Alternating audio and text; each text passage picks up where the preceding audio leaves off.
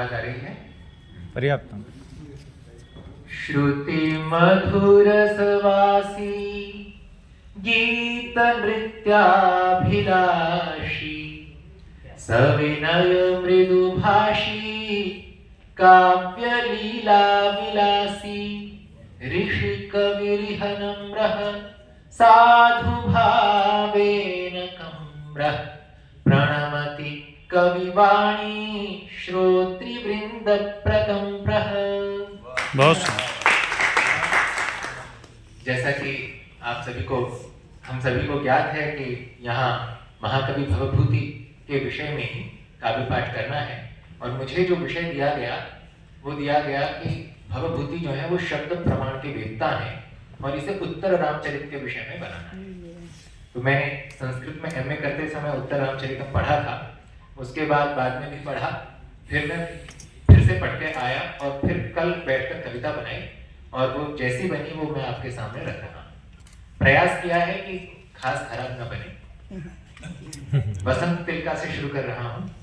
ये नादि काव्य करुणा करुणा करेण मूर्ति कृता कवितया करुणाकरस्य लीलेव लोकचरितेन विवर्त भूता शब्दोद्धुरस्य भवभूति कवि प्रणम्यः। भवभूति करुणाकर है और भगवान श्री राम भी करुणाकर है, और एक करुणाकर ने दूसरे करुणाकर की जो आदि काव्य की करुणा है उसको विवर्त के रूप में प्रवाहित किया और उसे मूर्ति बना दिया। ऐसे जो शब्द प्रमाण के वेदता भवभूति हैं हम उनको प्रणाम करते हैं। जाया विशुद्धि विषयं रजक प्रवादं संशोधितुं परुष कर्मणि तत्परस्य लोक प्रसादन परस्य चरित्र गाथा शब्दोद्धुरस्य भवभूति कवि प्रणम्यः। जिसने अपनी जाया की विशुद्धि के विषय में उत्पन्न जो रजक का प्रवाद था, उस प्रवाद का संशोधन करने के लिए जो परुष कर्म कठोर कर्म में तत्पर है किंतु लोक के प्रसादन में भी तत्पर है, ऐसे के चरित्र का गान किया भगवान श्री राम। यहाँ पे राम जी शब्द का उच्चारण नहीं किया, सीता जी शब्द का उच्चारण नहीं किया ताकि व्यंजना बन पड़े, पर उतनी बनी नहीं। तो ऐसे भवभूति को जो शब्द प्रमाण के वेदता है हम प्रणाम करते हैं। सीता विवासन पटो रघुवंश मौले लोकापवाद विवशस्य घन व्यथां यः अंतर्हितां प्रकटयन् स्फुट शब्द जालैः शब्दोद्धुरस्य भवभूति कवि प्रणम्यः। जिन्होंने सीता को विवासित करने में निर्वासित करने में जो पटु हैं, ऐसे रघुवंश मौली भगवान श्री रामचंद्र जी जो रघुवंश की मोर मुकुट की तरह हैं, अपने हृदय में निहित जो गूढ़ व्यथा है, घन व्यथा है, उसको प्रकट करने वाले अपने स्फुट शब्द जाल से ऐसे भवभूति शब्द प्रमाण वेदता हमारे लिए प्रणाम है। अर्थात्मना निखिल विश्वमनुप्रविष्टा वाग्देवतां रस विवर्तवृतां विशिष्टां।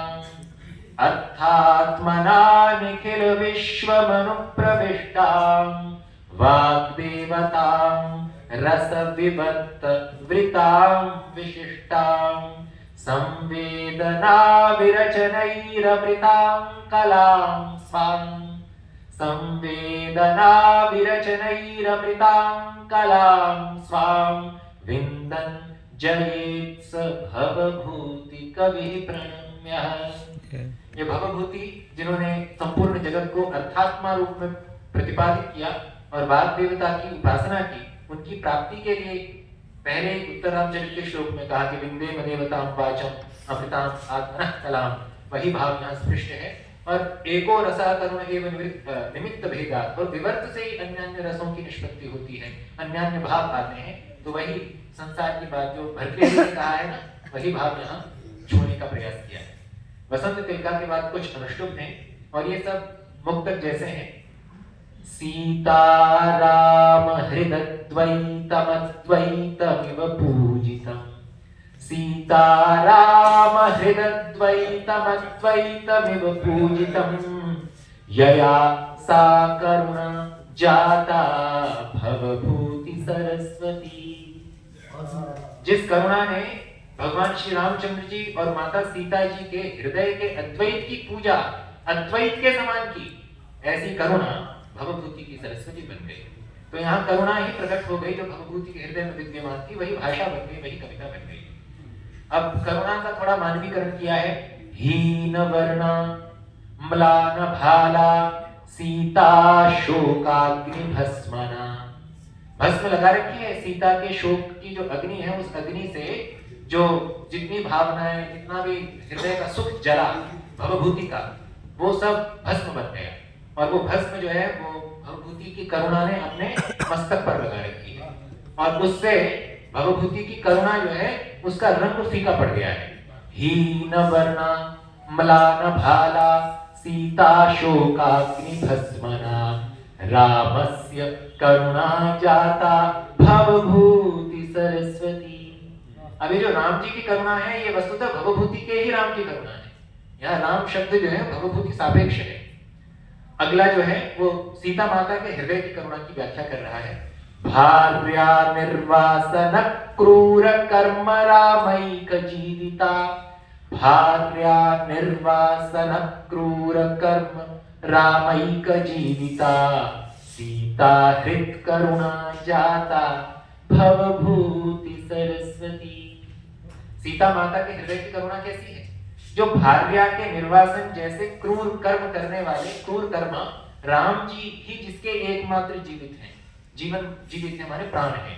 और यहाँ भार्या शब्द का प्रयोग परिकर अलंकार की दृष्टि से किया है, ताकि जिसका भरण पोषण करना चाहिए था, नवा महीना गर्भ का चल रहा है, हाँ साभिप्राय विशेषण अलंकार परिकर मतः, तो जिनका नवा महीना चल रहा है, ऐसी सीता माता जी जो वस्तुतः भार्या हैं, जिनके भरण पोषण की जिम्मेदारी राम जी की है, तब भी उनके निर्वासन के क्रूर कर्म करने वाले होने के बावजूद भी सीता माता राम जी को एकमात्र अपना जीवन मानती हैं। ऐसी सीता माता के हृदय की करुणा भवभूति की सरस्वती बन गई। पाषाण रोदने वज्र हृदयस्य विदारणे, सीतारामभ्यथा जाता भवभूति सरस्वती। ये तो अनुवाद है, इसमें कोई कविता नहीं है, ये तो भवभूति की ही बात है।